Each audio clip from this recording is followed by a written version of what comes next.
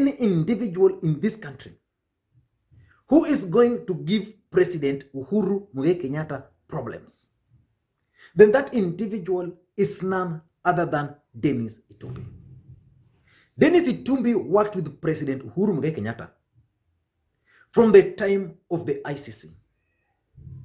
And when Uhuru became the president of the Republic of Kenya, Uhuru Kenyatta decided in his own wisdom to reward him and gave him an office just right inside Statehouse. So Dennis Itumbi understands President Uhuru Muigai Kenyatta. He understands the handlers of President Uhuru Muigai Kenyatta. He understands how these guys operate because he operated with them. He was part of them and he saw everything, all their strategies, and Dennis Itumbi is now out spilling the bean. And just recently, Boniface Mwangi made a very interesting tweet on his Twitter account. Boniface Mwangi alleged that when Raila Odinga was opposing President Uhuru Muigai Kenyatta, he used to do it with a strategy. And now the president is being opposed by the DP, Ruto. But Ruto is not doing it rightly. I mean, he's not doing it directly. He's doing it through Dennis Itumbi. He termed him through a small boy. And today, something is also happening. Remember, we had the Hotel Lamada saga, which is still pending somewhere. And just the other day, Dennis Itumbi promised to expose plans how President Uhuru Kenyatta and his handlers planned to stop the deputy president, William Ruto, from succeeding him immediately after the last general election. And today, Dennis Itumbi has made a post on his Facebook page. And in that post, Dennis Itumbi is saying, he has titled it, Meeting After the 2017 elections. So the agenda, the second term. So he claimed initially that he was part of this meeting, and that's basically why he's supporting the DP, because he didn't want to betray a person he believed helped them win the presidency. So in this post which Itumbi made, which I'm going to dissect in verbatim, Dennis Itumbi is giving this clear strategy, how these guys intended to achieve this, and is giving like there are three strategies which Uhuru Kenyatta and his allies had decided to employ to stop the DP immediately after the last general election. And in his conclusion, he's saying next, now what is going to tell us next? A day before Supreme Court overturned August 2017 elections result, a meeting at Statehouse with MPs, full details to follow. So that's what we'll be waiting to read from Dennis Itumbi tomorrow, or if not tomorrow, after this particular one. But now let us go and dissect this post by Dennis Itumbi. And I'm saying Dennis Itumbi is the only guy who is going to deal with the system. He's going to revenge. Remember, Dennis Itumbi was a public servant. He's therefore, by law, supposed to keep state secrets. So if these things he's saying here were part of the state secret and is exposing them, then Uhuru Kenyatta and his allies must be very worried. But I've also read this particular post by Dennis Itumbi, and I can read. Maybe he's also playing some guesswork. I'm not sure, but let's analyze what he's saying. He's saying meeting after the 2017 elections. Agenda, the second term. So basically, these guys, people went to elections, then immediately after elections, now they were discussing second term. Remember, for what Wanasa, your time, they were still resisting. But these guys were now focusing on second term and how to stop the DP. Plan, stop DP William Ruto from being president in 2022. So that was the meeting to stop the DP from becoming the president in 2022. And that's actually negate what Aden Duale was claiming the other time. So the agenda is stop DP Ruto from being president in 2022. How? Itumbi is asking, how are they going to do it? The first strategy is the fight against corruption. We all witnessed the war on corruption in this country. So the first agenda was, the first strategy was the fight against corruption. And now these guys were asking themselves the question which was being, how are we going to use this war on corruption? So the question is, how do we mount a war that looks serious to the public, that is embraced by the masses, but brands William Ruto as deeply corrupt, a thief, and a person who cannot be trusted with public funds? So Dennis Itumbi is alleging that the war on corruption, which Uhuru Kenyatta launched publicly, was basically about stopping the Deputy President William Ruto from becoming the President of the Republic of Kenya. And he's saying the idea, which makes sense, by the way, what Itumbi is saying is making sense, that to brand DP as deeply corrupt, a thief, a person who cannot be trusted with public fund. So basically, I think the target in this was the Jubilee supporters, because ODM supporters and NASA supporters in general believed that Jubilee party was actually corrupt. And the biggest corrupt individual in Jubilee party was William Ruto. And because during that time, NASA used to issue very comprehensive reports, it pointed to some of this. So, but if you read what this guy is trying to say, is also trying to appeal to the emotions of the masses. Itumbi is trying to appeal to the emotions of the masses that DP is not that corrupt. That I mean, the idea is to make him cannot be trusted with public office. So I read the comment by Dennis Itumbi, in my view, kind of is trying to appeal to the emotions of the masses. It's actually using reverse psychology to campaign for DP through this strategy. Now, they've asked the question, how are we going to do it? So we mount a war that looks like serious, but the strategy, how are they going to use the war on corruption? How are they going to use the war on corruption? The strategy, very interesting. The first strategy is open up new cases on big tenders touching on big fish, including cabinet secretary, PS, and parastatal heads. So what is Dennis Itumbi trying to tell us? That in the first term of Jubilee government, there were mega scandals in this country, and they knew and they did nothing about it. And that these mega scandals, big tenders, which touched on big fish, including cabinet secretaries, because there's cabinet secretaries who actually went. Felix Kosgei went. Who else went? Henry Rotich went. They went. Allies of the DP. PS and parastatal heads, talk of the Kenya Power MD, Kenya Pipeline MD, all those corrupt. But if you look at it critically, most of these parastatals, which were targeted, were where the DP was using, which the DP was using actually to fundraise for his 2022 presidential campaign. So Dennis Itumbi is alluding here that those cabinet secretaries were actually victims. The second strategy, number two, implicate non-allies of William Ruto and ensure public communications captures that through anonymous leaks.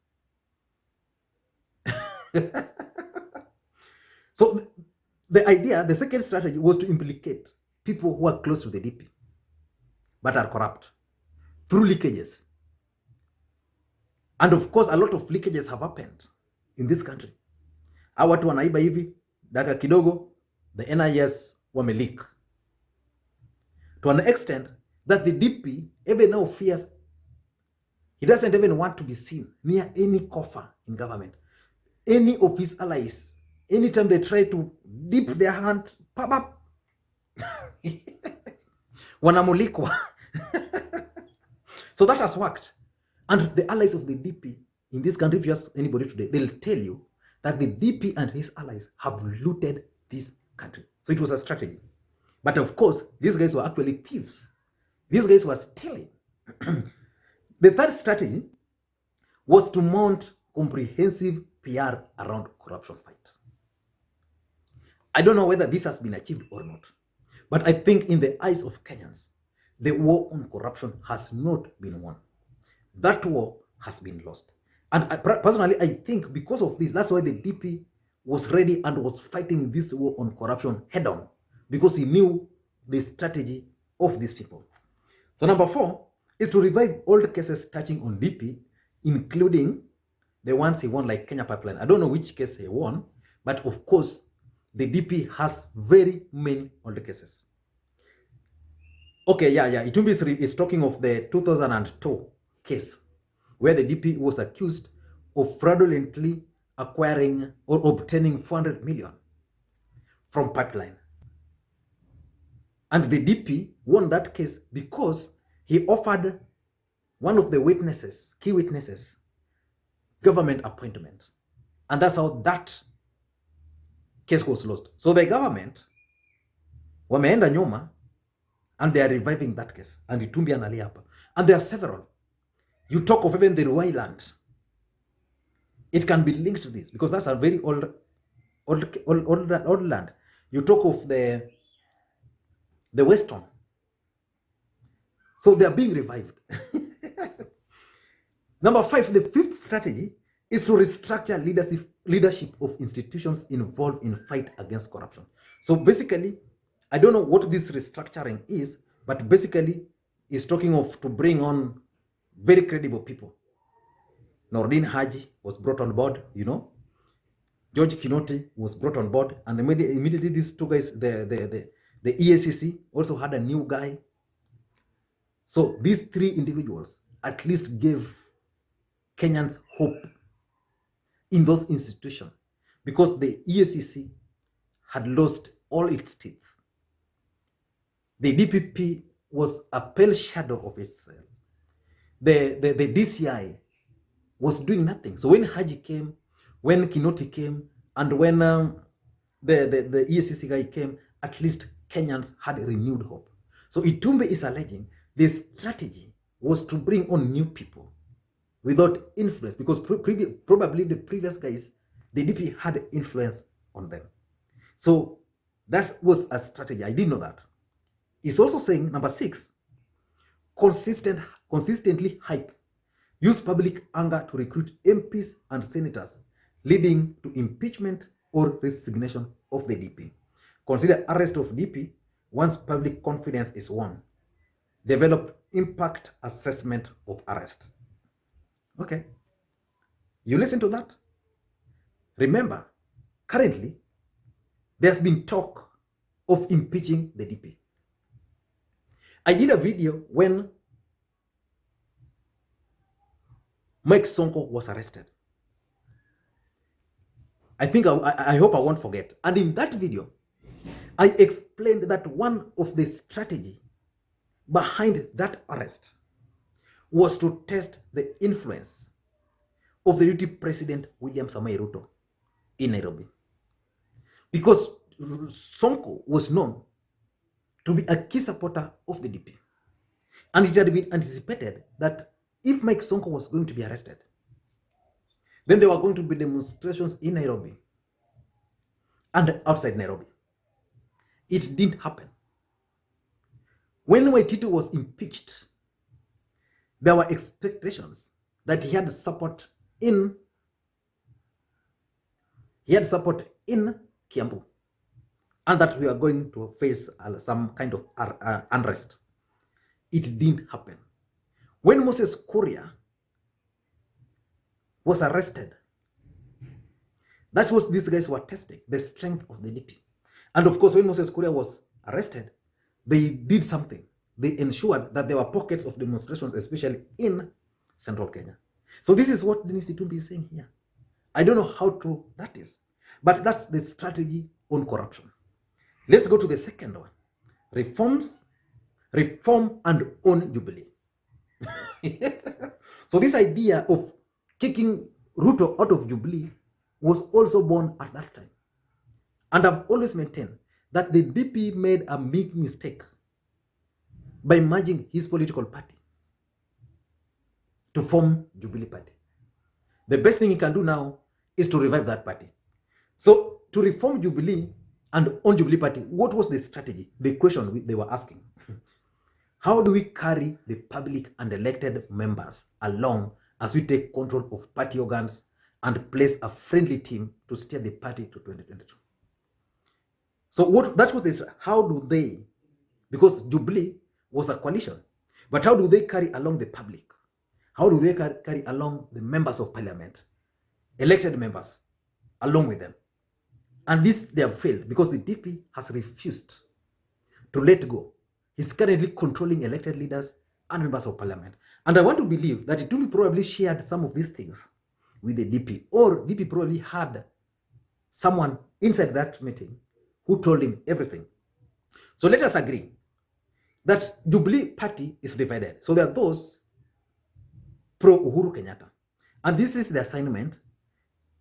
Team of friendly lawyers to develop strategy on how to take over party organs and kick out pro William Ruto's allies. I don't think this is possible. And even if they are planning this, it can't happen now. It's already late. One camp will have to just decide to leave. But a friendly lawyer, I don't know whether this has happened. I don't think so in Jubilee Party. So the strategy was, number one, study, visit, and invite the following parties on the ground stated below. ANC, the oldest and the strongest political party in Africa. You see, Jubilee Party wanted to portray themselves as the strongest political party in Africa. Number two is Communist Party of China, most efficient party in the world. So the idea was to bring these people. Once you bring them, the visit should look for partnership, deepen collaboration, cooperation, and financing and adoption of structures. Remember, at some point, after the handshake, there were a lot of activities in Jubilee Party. We saw the Communist Party coming. We saw several meetings being held across the country. Dennis Itumbi is saying all those were designed to lock out the DP. And those who were attending those meetings were actually selected, and none of them, very few of them, were allies of the deputy president. And it's very interesting in this, very interesting. He's saying, number two, high-level engagement, training and recruitment of county-level officials with a view of controlling the national delegates conference membership. You see, Jubilee has structures. So there's the national structure, and then there's the county structure. So in the county structure here, during that time, these guys were changing the names. They were changing a lot. Yeah, kama wewe sio mtu wa Ruto, kama wewe sio mtu wa Uhuru, unawekwa kando. So once they did that, because these are the guys who are going to form the National Delegate Conference, they wanted their people. Jubilee kona maneno. Number three is brand and equip all county offices.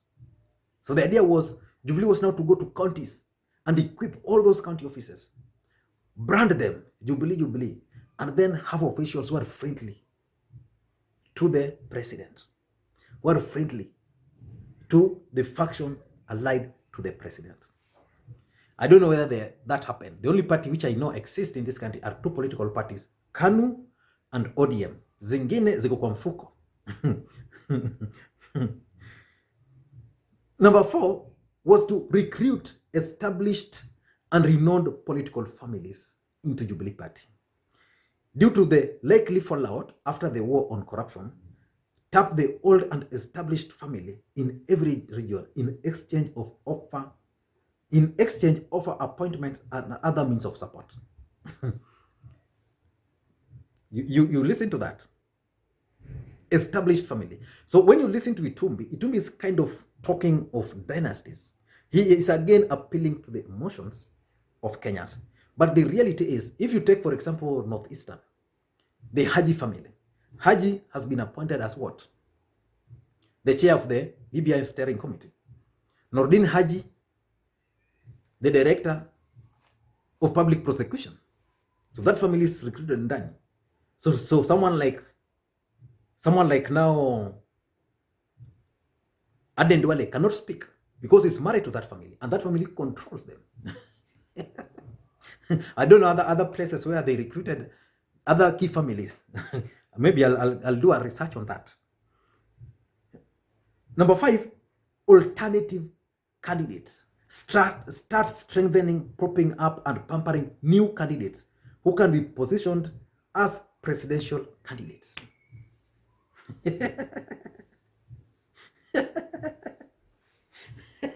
So that's another strategy. Candidates, presidential candidates. Joho, there, a possible presidential candidate. Oparanya there, a possible presidential candidate. Matiang'i there, a possible presidential candidate. You got Anne Waiguru, a possible presidential candidate. Alfred Mutua, a possible presidential candidate. So they are saying that the strategy was simple. Alternative candidates. Start strengthening, propping up, and pampering new candidates who can be positioned as presidential candidates. Number 1, the first guy they are talking of is Wycliffe Oparanya. Position the governor and use him to upset William Ruto team. They expect Mvurya to be elected the Council of Governors chair. Fire the first shot by having Oparanya elected chair. Help him communicate achievement at country level. Position him as fresh as possible candidate for the presidency. I don't know how Oparanya is going to affect the DP. But what I know, there was no way Mvurya was going to be allowed to take over the Council of Governors, because the DP wanted to take that post by force. And the person who was supposed to sit there was actually Anne Waiguru. Right? And because the numbers also did not favor a match. So, whoop, Oparanya. But Oparanya has performed. You can't claim that Oparanya is being propped up. So I think the idea here is this message is being targeted at the people of Western Kenya. Itumbi is trying again to play with emotions. He wants to tell the people of Kenya that the emergence of Oparanya is because of this part of strategy. Oparanya, on his own account, is the deputy party leader of ODM party, which means Oparanya is a potential presidential candidate in ODM party. But Itumbi is claiming that he was being propped up. Maybe or maybe not. But again, this particular election of Oparanya, I did a very comprehensive video on that Council of Governors election and how the deputy president was humiliated by President Uhuru Kenyatta and Raila Odinga. Remember, it came just a few months after the handshake. Number 2 is Gideon Moi. He's saying, Dennis Itumbi is talking of alternative candidates who are being pampered and propped up. He's talked of Dennis Oparanya, which I've dismissed. He's also talking of Gideon Moi. Who doesn't know that Gideon Moi has always harbored presidential ambitions? He's saying, profile him as alternative to William Ruto in Kalenjin community. Again, I don't want to go into the finer details. As things stand today, Ruto is the king in Rift Valley. But the fact of the matter is, even before Ruto took over, the late Daniel Toroitich Moi had wanted Gideon Moi to take over from him, from Uhuru. And Gideon Moi was very clever. He refused to merge his political party. So on his account, Gideon Moi is a presidential candidate. Again, I think the DP is just trying to play with the emotions here.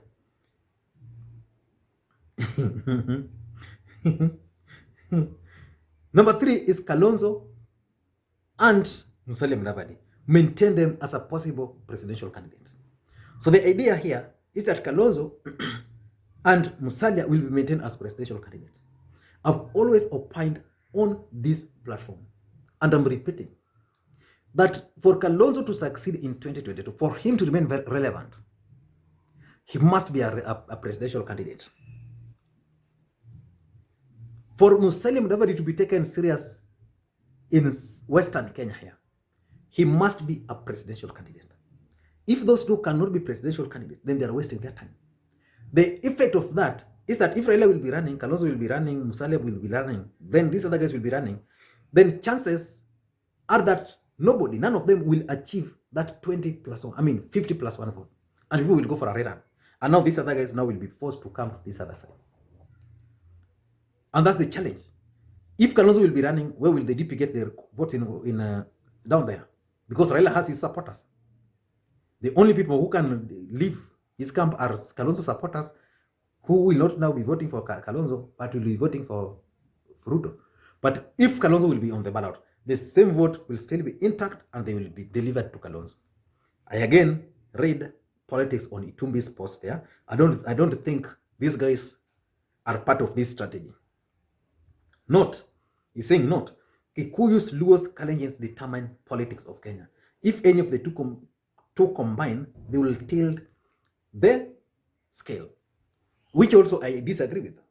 There's a voting bloc called Luya. Raila Odinga has voted with the Kalenjin. Again, Raila did not become president. So what are they trying to say here? Kikuyu were alone. So basically, Dennis Itumbi is trying to pass a message here that for Ruto to become president, Kikuyus must vote for him. Which again brings us back to the old narrative of tyranny of numbers. A Kalenjin can become the president of the Republic of Kenya without the Luyas, without the Luos and without the Kikuyus. Those are the realities. A Luo can become the president of the Republic of Kenya without the support of the Kikuyus and the support of the Kalenjins. Those are the realities. Numbers don't lie. But there's this narrative which the system planted, and I know this is what Itumbi is preempting. Then he's talking of the constitutional change. The strategy is begin a debate on constitutional change and referendum.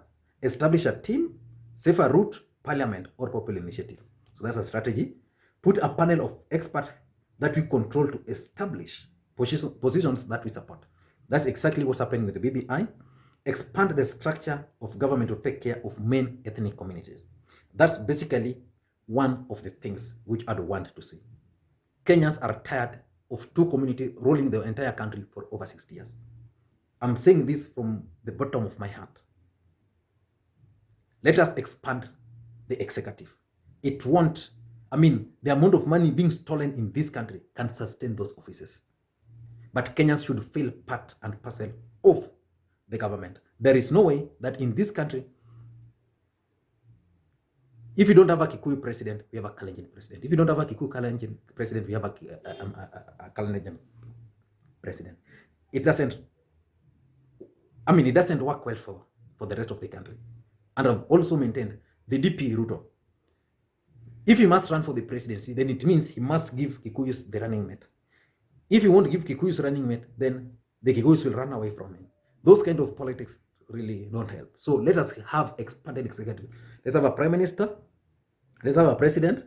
Let's have deputy president. Let us have deputy prime minister. 4. So let 4 communities share those slots. Because it has also been proven in this country that if one of your community members is at the top, then you get opportunities. If none of them is at the top, then mnakuwa dormant. Hiyo nimesema na sirudia. So if that can help Kenya, then it's okay. Then he's saying he's in court to stop that. Yeah? So note, he's saying the strategy was president to maintain a neutral stand in public to allow him room to maneuver. So Itumbi is claiming that what we see the president doing, not getting involved in ODM politics, in saying he's the president, he's a Jubilee party leader, all those are part of the strategy so that Uhuru should maintain neutrality. While he's doing that, at the back of his mind, he knows the game which is being played. I don't know what you think, but that's my analysis of that particular post by Dennis Itumbi. And the question now, which I want to ask you guys, do you think Dennis Itumbi is working in the best interest of the deputy president, William Ruto? Or do you think his actions and posts are being reckless and therefore will continue creating the rift between the DP and his boss? Back to you guys. And if you're bumping on this video for the first time, I want you to take a second or two, hit the subscribe button so that next time you produce a video like this, you get notified. Thank you guys. And again, visit our website, www.vuguvugu.com. Simple. Bye-bye.